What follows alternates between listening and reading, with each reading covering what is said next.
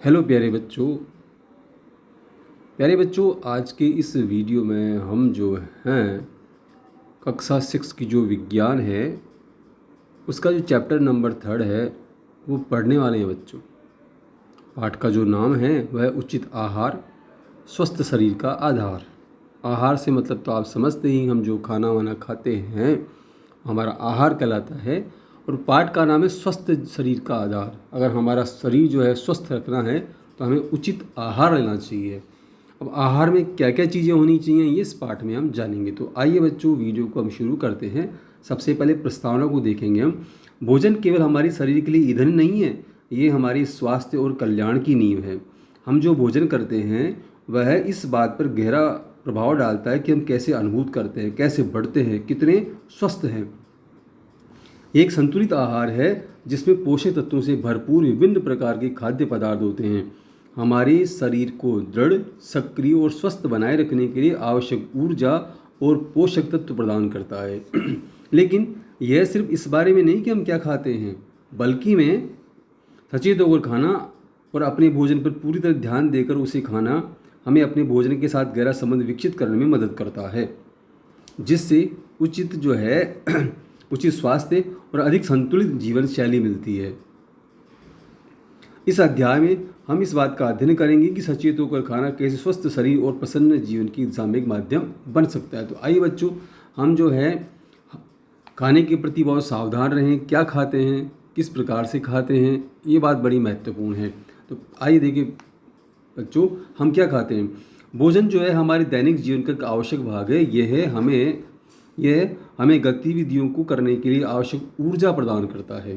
भोजन जो होता है, हम जो भी काम करते हैं तो उसकी ऊर्जा की आवश्यकता होती है। भोजन हमें आवश्यक ऊर्जा प्रदान करता है, हमें बढ़ने में मदद करता है, हमारे शरीर को सही प्रकार से काम करने में मदद करता है। हर दिन हम अपने पोषण की ज़रूरतों को पूरा करने के लिए अलग अलग प्रकार के भोजन का सेवन करते हैं। खाद्य पदार्थ विभिन्न स्रोतों से आते हैं, जैसे पौधे और जानवर शामिल होते हैं, और इसमें अनाज, फल, सब्जियां, दुग्ध उत्पाद, मांस, अंडे, बीन्स जैसे प्रोटीन्स शामिल होते हैं।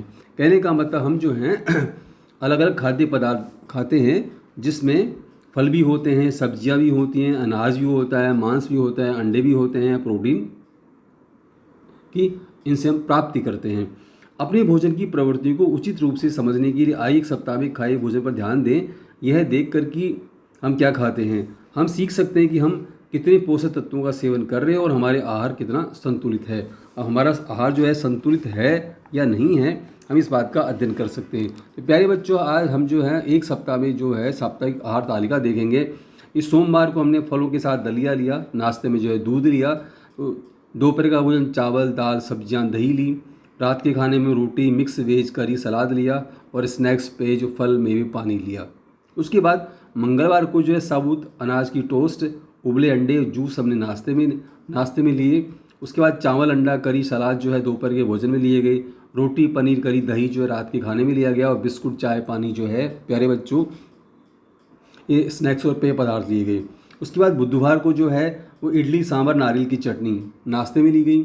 चावल, चना, पालक जो है ये दोपहर के भोजन में लिए गए। उसके बाद चावल, दाल, मिक्स सब्जियां, जूस, फल, पानी जो है ये पेय पदार्थ और स्नैक्स लिए गए। गुरुवार को जो है प्यारे बच्चों कॉर्नफ्लेक्स दूध के साथ केला ये नाश्ते में थे। चावल, राजमा, पत्ता गोभी की सब्जी दोपहर के भोजन में। रोटी, सब्जियों की भुजिया, दही जो रात के खाने में, और फल, मेवे, पानी, स्नैक्स और पेय पदार्थ लिए गए।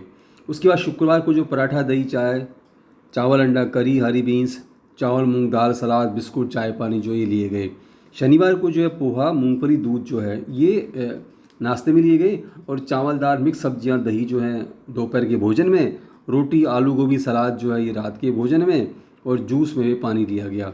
उसके बाद रविवार को जो है केक, शहद के साथ फल, चावल, अंडा, करी, पालक, रोटी, मिक्स वेज, करी, सलाद, आइसक्रीम, फल और जो है पानी, ये सब स्नैक्स लिए गए। प्यारे बच्चों इस प्रकार से ये जो नाश्ता लिया गया, खाना जो खाया गया, तो अपनी जो पसंदीदा खाद्य पदार्थ की सूची की तुलना करने पर मित्रों द्वारा संकलित की गई सूची से करें। आप जो हैं देखो इसमें कई चीज़ें मांसाहारी भी हैं, अंडे वगैरह बहुत लोग नहीं खाते, तो कई लोग ऐसे होते हैं जो खाते हैं, कई लोग नहीं खाते हैं। तो अगर अपन अपनी जो सूची है किसी अन्य से तुलना करेंगे तो उससे हमें पता चलेगा कि भाई लोग किस किस प्रकार का भोजन लेते हैं। आप शायद अपने मित्र द्वारा पसंद किए जाने वाले व्यंजनों में से आकर्षक विविधता देखेंगे, लेकिन क्या आपने कभी सोचा कि खाद्य वरीयताओं में यह विविधता हमारे देश के सभी राज्यों में एक समान है? प्यारे बच्चों, क्या आप जानते हैं कि उचित आहार स्वस्थ शरीर के लिए महत्वपूर्ण होता है, जैसे फल, सब्जियां, मांस और अंडे जो हैं। अब देखो प्यारे बच्चों, विभिन्न क्षेत्रों के आहार जो हैं, अलग अलग जो क्षेत्र होते हैं उसमें अलग अलग प्रकार के आहार लिए जाते हैं। भारत एक विशाल देश है जहाँ विभिन्न संस्कृतियाँ, जलवायु, कृषि पद्धतियाँ पाई जाती हैं। अलग अलग क्षेत्रों में भोजन की विविधता स्थानीय रूप से उगाई जाने वाली फसलों, सांस्कृतिक परंपराओं, स्वाद की प्राथमिकताओं और संसाधनों की उपलब्धता को दर्शाती है। प्यारे बच्चों, ये बात बड़ी इंपॉर्टेंट है। हमारा भारत जो है ना, बहुत ही विशाल देश है। अब यहाँ की संस्कृति जो होती है ना, वो कहा था जलवायु जो है और कृषि पद्धतियाँ अलग अलग पाई जाती हैं, सब जगह अलग अलग हैं। तो जैसी जिनकी कृषि पद्धतियाँ होती हैं, जिनके यहाँ जैसा अनाज पैदा होता है, वो लोग वैसा खाना खाते हैं। इसके साथ साथ जो है सांस्कृतिक परंपराएं जो है, स्वाद की प्राथमिकता, कई क्षेत्र ऐसे होते हैं जहाँ तीखा खाते हैं, कई ऐसे क्षेत्र हैं जहाँ पर बहुत ही हल्के मसाले खाते हैं। तो ये प्रत्येक राज्य के पारंपरिक भोजन और पेय स्थानीय रूप से उगाई जानी फसलों से जुड़े होते हैं। अब निश्चित रूप से जो है उस इलाके में जैसी फसल उगाएंगे ना, उसके अनुसार इन लोगों का भोजन पानी होगा। भोजन की विविधता प्रत्येक क्षेत्र में समृद्ध सांस्कृतिक विरासत, भौगोलिक परिस्थितियाँ और ऐतिहासिक प्रभाव का परिणाम है। अब देखो प्यारे बच्चों, नीचे एक टेबल दी गई है। इस टेबल में जो है भारत के विभिन्न क्षेत्रों राज्य में भोजन की तालिका दी गई है, जिसमें पंजाब जो है, हम देखेंगे पंजाब राज्य जो है वहाँ पर गेहूँ बहुतायत में होता है, चावल होता है, मक्का, सरसों स्थानीय फसलें होती है। पारंपरिक भोजन का जो मक्का की रोटी, सरसों का साग, दाल मखनी होती हैं। पेय पदार्थ में लस्सी और छाछ लेते हैं। भोजन की विविधता का जो कारण है इसमें उनकी उपजाऊ भूमि है, पंजाब में बहुत अच्छी ज़मीन है। इसके साथ जो है कृषि आधारित अर्थव्यवस्था है और पारंपरिक भोजन स्थानीय फसलों के संबंध में गेहूं और मक्का से मुख्य भोजन जैसे रोटी वगैरह बनाई जाती है।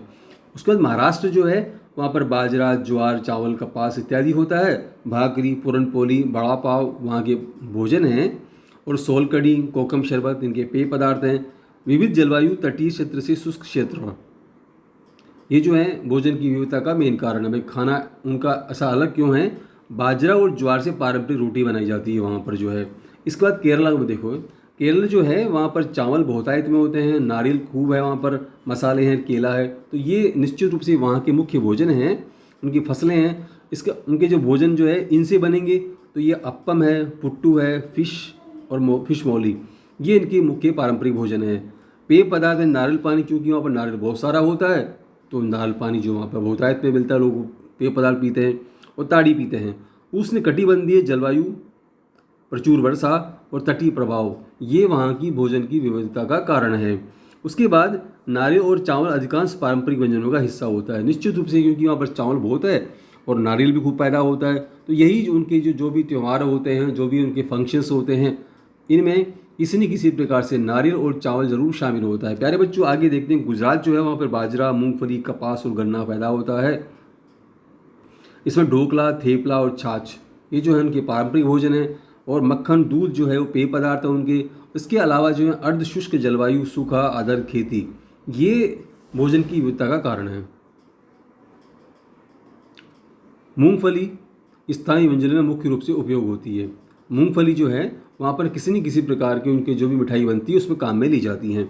राजस्थान जहाँ वर्षा तुलनात्मक रूप से कम होती है, वहाँ बाजरा, चना, जौ, सरसों इत्यादि स्थानीय फसलें हैं। दाल बाटी चूरमा, गट्टे की सब्जी इत्यादि वो पारंपरिक भोजन है। इसके अलावा जलजीरा, लस्सी जो है वहाँ पर पेय पदार्थ पिए जाते हैं। और रेगिस्तानी जलवायु, जल की कमी के कारण भोजन में विविधता होती हैं। सूखा प्रतिरोधी फसलें हैं जो भोजन में उपयोग होती हैं।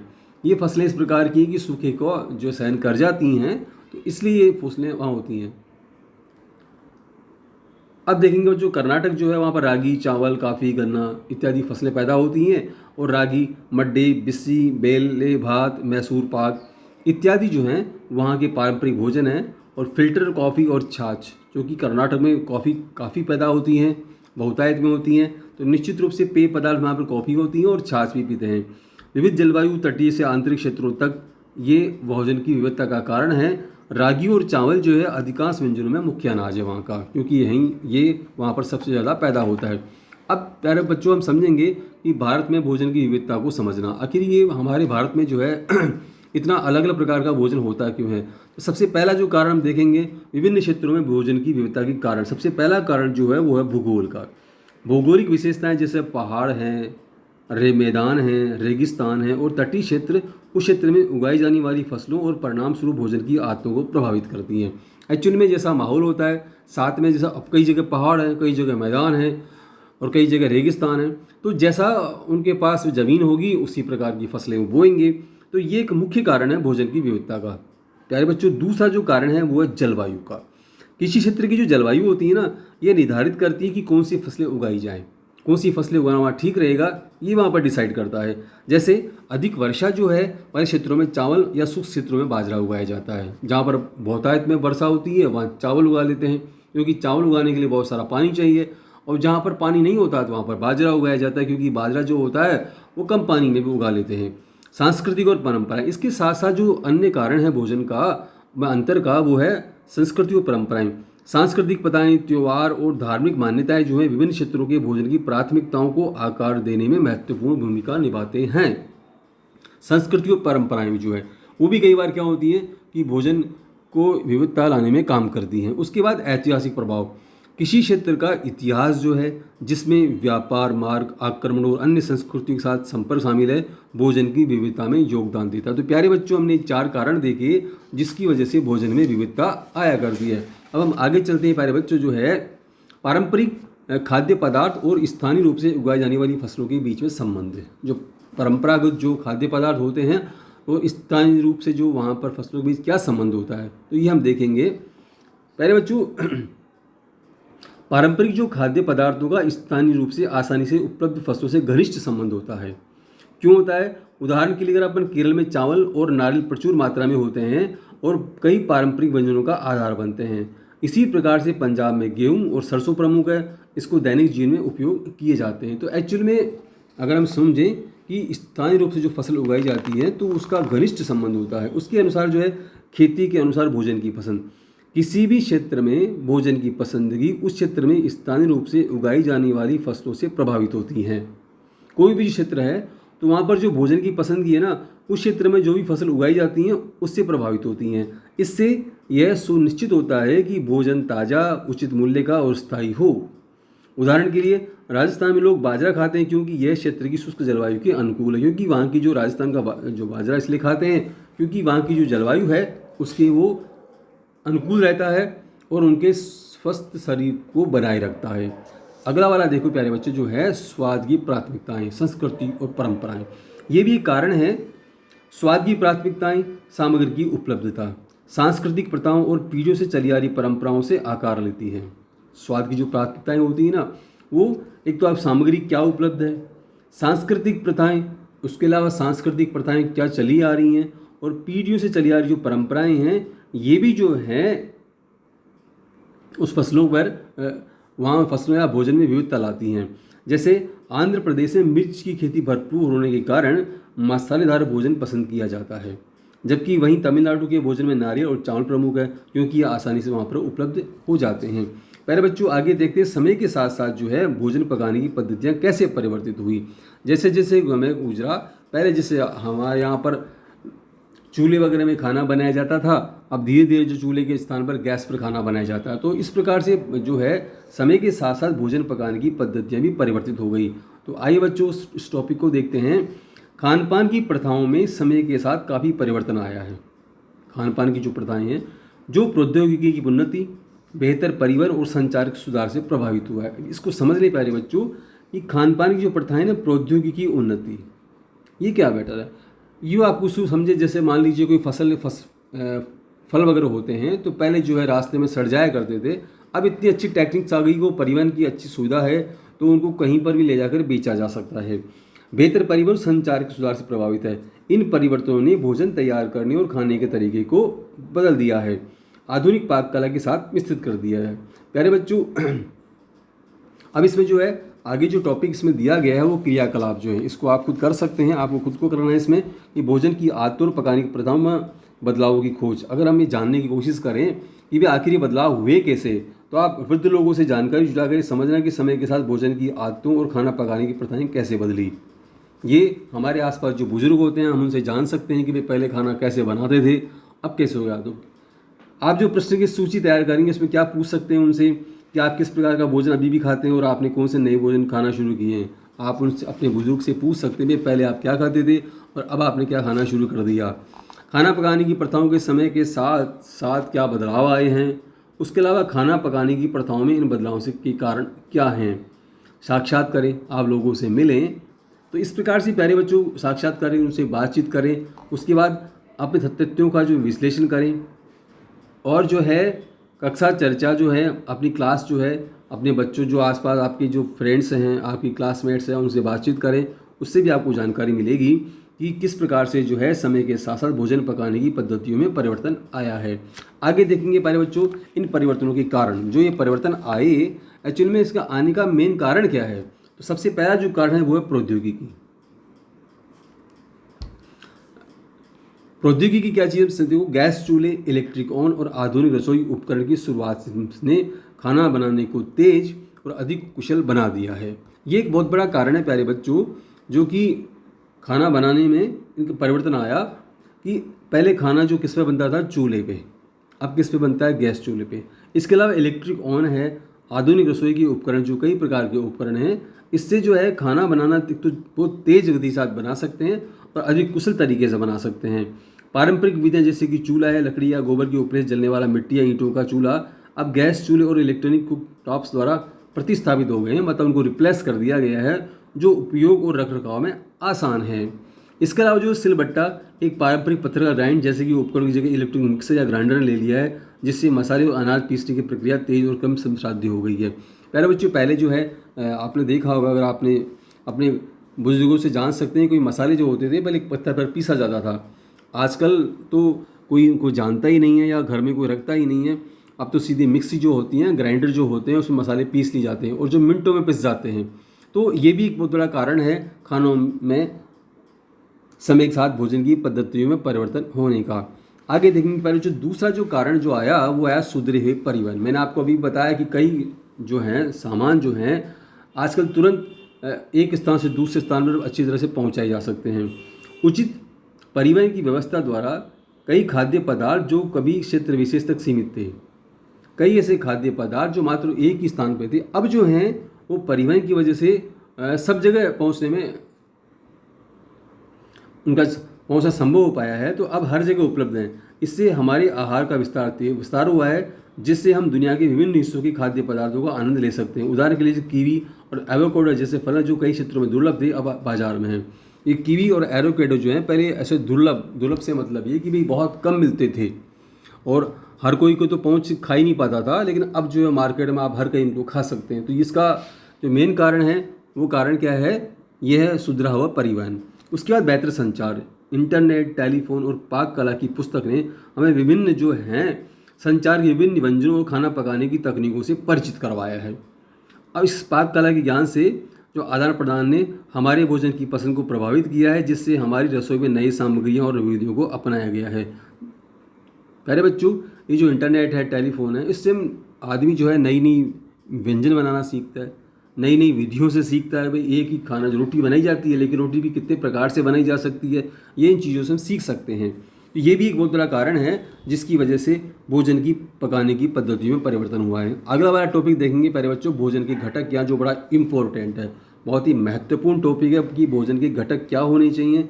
यही जो है पाठ का एक आधार है। भोजन की कई घटकों से बनते हैं जो हमें ऊर्जा प्रदान करते हैं और हमें बढ़ने में मदद करते हैं, हमें स्वस्थ रखते हैं। जिस तरह एक कार को सुचारू रूप से चलने के लिए अलग अलग हिस्सों की ज़रूरत होती है, उसी तरह से हमारे शरीर को ठीक काम करने के लिए भोजन के कई पोषक तत्वों की ज़रूरत होती है। संतुलित आहार खाने से, जिसमें सभी जरूरी घटक शामिल हो, हमारे शरीर को बेहतर तरीके से काम करने के लिए ज़रूरी पोषण मिलता है। इन घटकों में कार्बोहाइड्रेट, प्रोटीन, वसा, विटामिन, खनिज और पानी शामिल है। ये जो भोजन की घटक है बच्चों, इसमें कार्बोहाइड्रेट्स हैं, प्रोटीन है, वसा है, विटामिन है, खनिज है और पानी शामिल है। आइए तो भोजन के इन विभिन्न घटकों के बारे में हम जानकारी लेंगे। तो सबसे पहला वाला जो टॉपिक है प्यारे बच्चों वो है कार्बोहाइड्रेट, जो सबसे कॉमन है और बड़ा महत्वपूर्ण है। सबसे पहले हम इसको देखेंगे कार्बोहाइड्रेट। कार्बोहाइड्रेट जो बच्चों हमारे आहार का एक अनिवार्य हिस्सा है। ये हमें खेलने, अध्ययन करने और विभिन्न गतिविधियों में संलग्न होने के लिए ऊर्जा प्रदान करता है। ये क्या करता है? ये हमें खेलने में, हमें पढ़ने में और अन्य हम जो हमारे शरीर से काम करते हैं ना, उसके लिए ऊर्जा प्रदान करता है। कार्बोहाइड्रेट से भरपूर पदार्थों में गेहूँ है, चावल है, मक्का जो है जैसे अनाज, साथ ही केले, आलू, शकरकंद जैसे फल हैं और सब्जियां भी शामिल है। जब हम इन खाद्य पदार्थों को खाते हैं तो हमारा शरीर कार्बोहाइड्रेट को ग्लूकोज में तोड़ देता है। प्यारे बच्चों, अभी आपने देखा कि कार्बोहाइड्रेट जो है वो गेहूं से, चावल से, मक्का इनसे मिलता है। इसके अलावा केले, आलू, शकरकंद, जब हम इनको खाते हैं ना तो ये जो कार्बोहाइड्रेट है हमारा शरीर जो है इनको ग्लूकोज में तोड़ देता है, जो हमें तुरंत ऊर्जा देता है। और यही कारण है कि मैराथन धावक जैसे एथलीट जो है अपनी ऊर्जा के स्तर को बढ़ाने के लिए दौड़ के दौरान बाद में ग्लूकोज पानी पीते हैं। आपने खिलाड़ियों को देखा होगा वो बीच बीच में ग्लूकोज पीते रहते हैं, तो यही कारण रहता है। ये ग्लूकोज जो होता है वह तुरंत जो है वो ऊर्जा प्रदान करता है, इन खिलाड़ियों को ऊर्जा प्रदान करता है, इसलिए ग्लूकोज पीते हैं। अब कार्बोहाइड्रेट जो होते हैं वो दो मुख्य प्रकार के होते हैं। सबसे पहला देखो प्यारे बच्चों, उसमें सरल कार्बोहाइड्रेट्स, ये जल्दी पच जाते हैं और तुरंत ऊर्जा प्रदान करते हैं। उदाहरणों में शामिल है शर्करा जैसे ग्लूकोज, फ्रुक्टोज, सुक्रोज, शहद हुआ और फलों की रस हुआ। इन सब में कार्बोहाइड्रेट होता है और जल्दी हमारे शरीर में पच भी जाते हैं, उससे तुरंत हमको ऊर्जा मिलती है। इसका दूसरा जो है वो है जटिल कार्बोहाइड्रेट। इन्हें पचने में अधिक समय लगता है। ये हमें स्थिर और लंबे समय तक चलने वाली ऊर्जा प्रदान करते हैं, जो हमें पूरे दिन चलने में मदद करती है। उदाहरण के लिए स्टार्च। ये स्टार्च कहाँ से मिलती है? ये अनाज एवं स्टार्च वाली सब्जियां जैसे आलू में पाया जाता है, जो हमें पूरे दिन भर तक, थोड़ी देर के लिए नहीं, पूरे दिन भर काम करने के लिए हमें ऊर्जा प्रदान करता रहता है। इसके अलावा फाइबर जो है जिस साबुत अनाज में पाया जाता है, फलों में पाया जाता है, सब्जियों में पाया जाता है, और सेल्यूलोज जो है पौधे की कोशिका भित्ति में पाया जाता है, जिसको जानवर खाते हैं और इसलिए जानवर को बाद में लगातार ऊर्जा मिलती रहती है। प्यारे बच्चों, हम देखो एक चित्र दर्शाया गया है जिसमें स्रोत बताए गए हैं। कार्बोहाइड्रेट के मुख्य स्रोत आप चित्र से देख सकते हैं, स्टार्च और शर्करा, दो भागों में बांटा गया है। स्टार्च जो होता है वो तो चावल में, आलू में, मटर में, मक्का, चपाती में, अनाज में, केला और सेम इनमें मिलता है और ये लगातार काफ़ी समय तक हमको ऊर्जा प्रदान करता रहा। और शर्करा जो होती हैं वो शहद में, गुड़ और चीनी, ग्लूकोज, खजूर और किशमिश इन चीज़ों में पाई जाती हैं, जो हमारे शरीर को तुरंत जो है, ये सारे के सारे हैं तो दोनों मुख्य स्रोत कार्बोहाइड्रेट के, लेकिन ये जो है स्टार्च हमें लंबे समय तक ऊर्जा प्रदान करता है और शर्करा जो होती है वो हमें थोड़े समय के लिए ऊर्जा प्रदान करती है। आगे देखते हैं प्यारे बच्चों, दूसरा जो घटक है वो है वसा। ये भी हमारे भोजन का महत्वपूर्ण घटक है। वसा हमारे शरीर के लिए ऊर्जा का समृद्ध स्रोत है। जब हमारी ऊर्जा का स्तर कम हो जाता है ना, तो वसा हमें आगे बढ़ने के लिए आवश्यक बढ़ावा देती है। हमारा शरीर भविष्य के उपयोग के लिए वसा को संग्रहित करता है, ये स्टोरेज कर लेता है, जिससे हमें निरंतर ऊर्जा की आपूर्ति सुनिश्चित होती रहती है। वसा जो है दो मुख्य स्रोतों से प्राप्त किया जा सकता है, तो पौधों से और दूसरा जानवर से। वसा की कुछ पौधे जैसे आधारित स्रोतों में मूंगफली है, अखरोट है, नारियल है, बादाम जैसे मेवे हैं, साथ ही कद्दू के बीज और सूरजमुखी जैसे बीज भी शामिल होते हैं। ये जो होते हैं ये हमें वसा प्रदान करते हैं। वसा प्यारे बच्चों जो एक केंद्रित स्रोत है जो कार्बोहाइड्रेट और प्रोटीन की तुलना में अधिक ऊर्जा प्रदान करता है। तो आप समझ गए होंगे प्यारे बच्चों की वसा जो है हमारे शरीर के लिए कितना इम्पोर्टेंस है। हालांकि हमें उनकी कम मात्रा की आवश्यकता होती है, लेकिन वसा हमारे समग्र स्वास्थ्य में महत्वपूर्ण भूमिका निभाते हैं। यहाँ वसा के कुछ मुख्य कार्य बताए गए हैं। देखो प्यारे बच्चों, हम देखेंगे कि क्या क्या कार्य जो है वसा हमारे शरीर में करती हैं। सबसे पहला जो है वो है क्या है, हमारी मांसपेशियों को ताकत प्रदान करती है वसा जो होती है। उसके बाद कुछ विटामिनों के अवशोषण में सहायता करती हैं। इसके अलावा हमारे आंतरिक अंगों को बाहरी झटकों से बचाया करती हैं। ये हमारे शरीर को तेज़ी से होने वाली गर्मी के नुकसान से बचाती है। इसके अलावा वसा में घुलनशील विटामिनों के लिए विलायक के रूप में कार्य करना। उसके बाद जो है भविष्य में उपयोग के लिए महत्वपूर्ण ऊर्जा भंडार के रूप में कार्य करना। उचित स्वास्थ्य बनाए रखने के लिए संतुलित आहार के हिस्से के रूप में असंतृप्त वसा का सेवन करना आवश्यक है। ये इसको आप दोबारा अच्छे से देख लें। भविष्य में उपयोग के लिए महत्वपूर्ण ऊर्जा भंडार के रूप में कार्य करना और उचित स्वास्थ्य बनाए रखने के लिए संतुलित आहार के रूप में असंतुलित वसा का सेवन करना आवश्यक है, जिससे कि हमें लगातार बाद में भी जो है हमें ऊर्जा प्रदान मिलती रहे। तो इसके लिए असंतृप्त वसा जो है उसका सेवन करना अति आवश्यक है।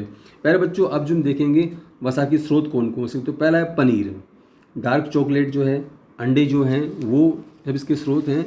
और इसके अलावा स्रोत हैं वो मछली, सूखे मेवे, जैतून का तेल, नारियल।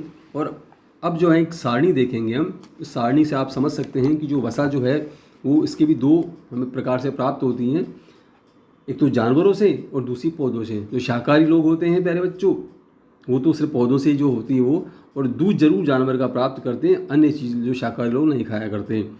तो इसमें सबसे पहला जो है जानवर और पौधे, ये दो प्रकार से वसा प्राप्त होती है। पौधों से प्राप्त होने वाली वसा को देखेंगे हम, मूंगफली जो है वो, सूरजमुखी, तिल, सोयाबीन, सरसों, नारियल, अखरोट और काजू, ये सारी चीज़ें वसा के स्रोत हैं, ये हमें पौधों से प्राप्त होते हैं। उसके बाद जानवर से जो प्राप्त होते हैं प्यारे बच्चों वो है दूध, मटन, मछली, मक्खन और अंडा। ये वसा के स्रोत हैं जो हमें जानवर से प्राप्त होता है। प्यारे बच्चों, आज अपनी कुछ कैलोरी सेवन का कम से कम 10 में से 20% वसा के रूप में लेना चाहिए। आपको जो है भोजन में 10 से 20% जो है ना वो भोजन वसा के रूप में लेना चाहिए। इसके अलावा ध्रुवीय भालू जो है अपनी त्वचा के नीचे काफ़ी मात्रा में वसा जमा करते हैं। ये वसा जो है एक महत्वपूर्ण ऊर्जा भंडार के रूप में कार्य करती हैं, जो उन्हें सर्दियों में उनकी लंबी नींद के दौरान उन्हें भोजन के बिना जीवित रहने में मदद करती है। तो प्यारे बच्चों, प्रकृति ने ये उनके लिए व्यवस्थित व्यवस्था कर रखी है इन भालुओं के लिए कि इनमें जो है ना इनकी जो त्वचा उसके नीचे काफ़ी मात्रा में वसा जमा हो जाती है, जिसको बाद में जब वो सोते रहते हैं तो उस समय भी जो उस वसा का ये धीरे धीरे उपभोग करते रहते हैं और उनको ये वसा ऊर्जा मिलती रहती है, ताकि जिससे कि वो जीवित रह पाते हैं। प्यारे बच्चों, आज की इस वीडियो हम यहीं तक पढ़ेंगे। आगे जो है पढ़ने के लिए आप बाकी का जो चैप्टर हम नेक्स्ट वाली वीडियो में पढ़ेंगे, तो आप चैनल को सब्सक्राइब जरूर करें ताकि इसी प्रकार की वीडियो आपको लगातार मिलते रहें। धन्यवाद बच्चों।